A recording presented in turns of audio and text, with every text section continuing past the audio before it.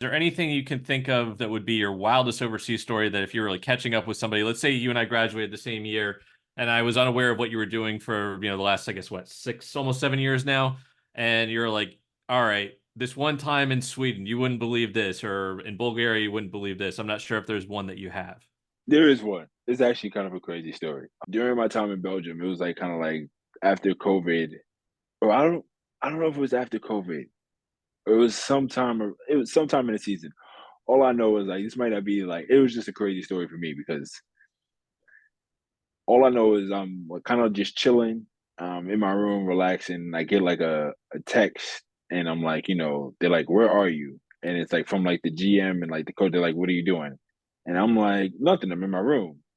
They're like, "Okay, can we like call you? Like, you know what I mean? Like to see like." So I'm in my room. They call me. They see it's fine, right?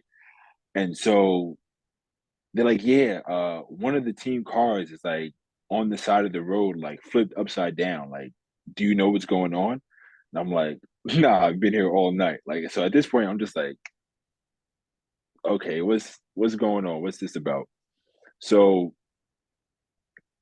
um, then it's like everybody else keeps getting that same call, and they're like, "What's going on? Like, whose car is this? Like, what's going on? Like, who was like da da da?"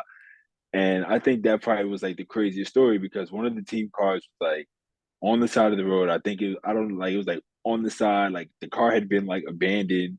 And like, obviously, when you're in Belgium, like that's not normal. Like, you know what I mean? They're pretty like a quiet place. Like, they, do things by the rules, by the books and all that. And they like, till this day, I'm not sure who it was, but to me, that was probably like one of the funniest and craziest stories because it's like, they call you, they're like, what's going on? Like, are you okay? Like, what's this, the da da da? And they're like, nah. And then like your teammates come into your room and you're like, yo, bro, did you get the same call? I'm like, yeah, like whose car is it? They're like, you think it could be this person's car, that person's car? I'm like, bro, like I was on 2K the whole day. Like, yeah, we were playing 2K together. Like, what about him? Is he there? Is he there? And like, so to this day, I still don't know whose car it is. Like nobody fessed up to it. And then like, at the end of the year, you have to turn your car in because like, obviously it's loaned, it has the team insignia on it, like, for sponsorship to let everybody know like this is the car that like, they're driving around. And, I brought my car in and like, had no damages on it. Like, and nobody told us about anything that happened because I guess they figured it out, but like, they're not gonna tell because they keep it between, I guess, whoever it was and like, that situation. But I think that was probably like the craziest and funniest like, story that I have. Like So for a that moment, you was may it. have been on the hook for somebody else's car if it hadn't been figured out.